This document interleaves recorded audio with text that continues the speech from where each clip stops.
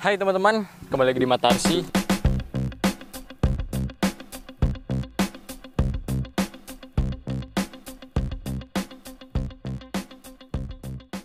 Kali ini kami di salah satu desa di Lubuk Sukun. Desa ini dikenal dengan rumah Acehnya yang masih banyak nih. Jadi masyarakatnya terkenal masih mempertahankan rumah Aceh. Jadi di desa ini kita bisa nengok masih banyak rumah Aceh. Jadi kawan-kawan yang ingin mempelajari rumah Aceh bisa datang ke sini. Nah, kita di salah satu rumah Aceh yang spesial nih di desa Lubuk Sukun. Itu pemiliknya itu salah satu duta besar nih di masa Soeharto. Jadi rumah ini udah ada di 1960-an. Jadi rumahnya itu diserahkan ke desa untuk dijadikan objek wisata.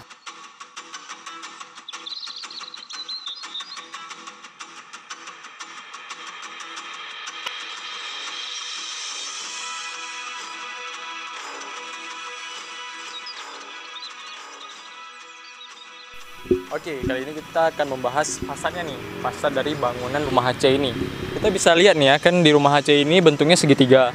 Jadi di bagian atas itu, pertama kali atapnya itu ada materialnya tuh rumbia yang disusun, diikat di ujung-ujung sini, teman-teman. Nah, selanjutnya kita lihat nih ada tolak angin. Tolak anginnya berbentuk segitiga, dan di bagian atas itu kalian bisa nengok ada kaligrafi tuh, dan juga corak-corak dari tumbuhan.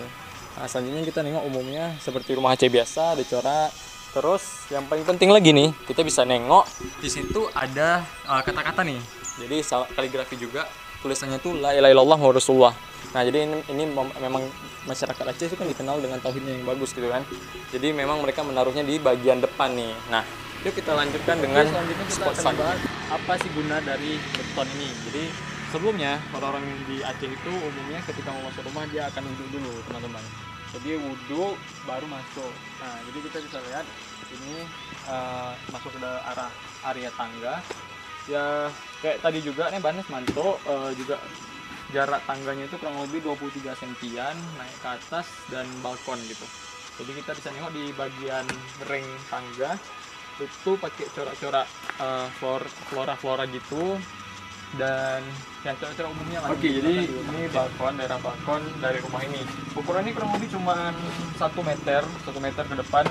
Ini tujuannya untuk tangga ya. Jadi kayak kita tempat istirahatnya sebelum masuk juga, dan juga tempat taruh dari sendal-sendalnya nih, alas kaki yang mau digunakan. Oke, kita masuk ke bagian dalam rumah. Ini bagian seramo ukul.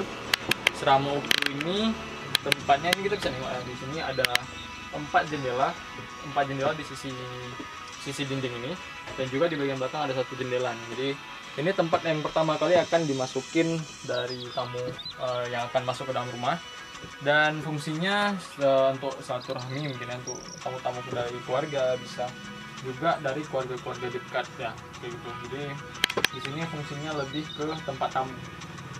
Ini kita bisa nengok nih dari yang ilustrasi ya, sebenarnya ini nggak adil lagi, tapi ilustrasinya kita bisa nengok. Ini ada pintu, di sini ada foto-foto, di situ ada hiasan-hiasan, ada juga jendela yang udah dipasang gorden gini, dan juga ini tempat duduk. Jadi ya kurang lebih seperti inilah penampakannya.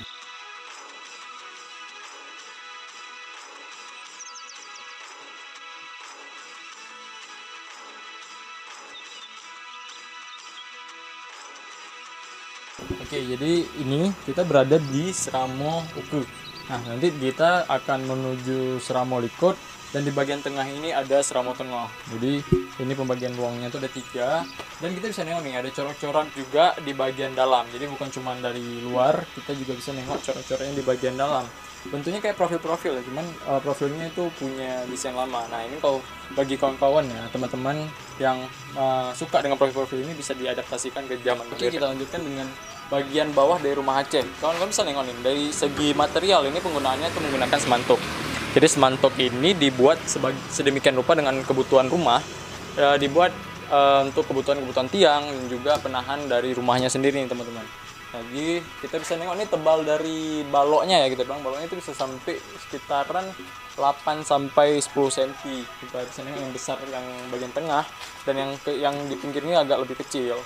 Nah, jadi fungsi apa sih ruangan di bawah ini? Kita bisa menggunakan untuk tamu misalnya, ada juga ternak, dan juga untuk masak nih. Jadi kayak di kegiatan bawah ini kayak lebih umum yang dilakukan di masyarakat juga, dan juga ini lebih ke kegiatan-kegiatan yang lebih terbuka.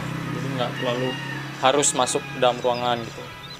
Oke, Habis itu kita bisa lihat nih ada lampu peninggalan dari rumah ini. Jadi kita bisa nengok ini bahannya dari kaca ya, kaca dari nggak tahu ya kenapa bisa warna putih kayak gini, tapi ini emang masih jarang nih kita jumpai di tempat-tempat yang baru modern kayak sekarang itu udah nggak ada lagi. Ini rumahnya masih ada, jadi di rumah ini masih dipertahankan kali nih untuk menjaga barang-barang seperti ini. Oke, selanjutnya kita bisa lihat dari pondasi dari bangunan nih. Jadi penggunaannya kan tiang doang. Jadi tiang ini nggak dibuat pondasi nih. Jadi pondasinya itu hanya ditaruh batu, terus tiangnya diletak di atasnya. Jadi tujuannya untuk menahan beban gempa ya. Sebenarnya beban gempa juga nggak terlalu parah dampak rumah. Dan juga ini bisa menjaga bahan kayu yang dipasang, yang digunakan. Kita lanjutkan di bagian dapur nih. Jadi kita lagi di bagian dapur, di bagian nanti di sini juga bisa makan-makan ya. Jadi kawan-kawan bisa nengok, ini pertama kali kita bahas nih atapnya. Atapnya ada bukaan segitiga juga, bentuknya segitiga, cuman dia ada leveling nih di bagian atas sekitar 50 cm. Tujuannya untuk asap-asap dari bagian dapur itu bisa langsung naik ke atas. Jadi nggak ngerusak bagian atap di bagian atap dari masakannya, dan juga tempat masak, dan juga anginnya akan mengarah ke atas. Jadi di bagian sini sirkulasi akan lebih bagus nih. Kita bisa nengok di sana juga dibuka, terus di sini juga dibuka. Nah, jadi anginnya bakalan bagus nih teman-teman. Oke, kita lanjutkan mungkin dari penyimpanan nih, penyimpanan dari tempat bumbu-bumbu dari dapurnya. Jadi kayak mulai geser biasa, kawan-kawan bisa nengok, teman-teman bisa nengok. Ini digeser doang seperti ini ya. Jadi digeser kayak biasa, kayak rumah-rumah yang zaman lah. Ini mungkin tambahan.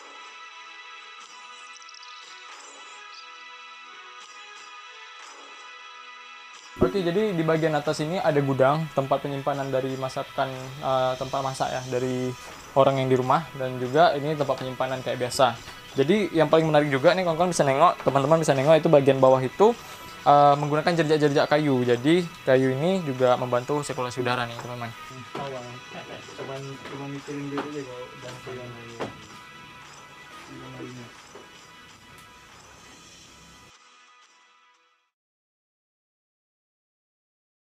Oke teman-teman, sampai itu aja kita bahas rumah Aceh-nya. Tunggu dengan episode selanjutnya.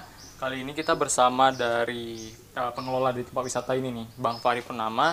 Kita bisa nanya kesan pesan dari Bang Fahri sendiri sebagai pengamat wisata nih. Oke, Bang Fahri Purnama mungkin bisa dikasih nih kesan pesannya mungkin. Oke, baik. Yang pertama tentu kita ngucapin banyak terima kasih untuk tim desain studio yang udah datang ke desa kita. Karena ini memang menjadi bagian dari melestarikan budaya teman-teman semua. Ingat bahwa bangsa yang besar adalah bangsa yang menghargai sejarahnya. Dan teman-teman desain hari ini hadir untuk memberikan wawasan kepada teman-teman bahwa masih banyak loh rumah-rumah adat Aceh yang ada di Aceh. Dan mari kita sama-sama kita berkunjung ke desa Lubuk Sukun untuk bisa menikmati wisata budaya, wisata religi yang ada di desa kami. Terima kasih. Siap. Terima kasih Bang Fahri. Oke, sampai jumpa kawan-kawan di episode selanjutnya. Goodbye.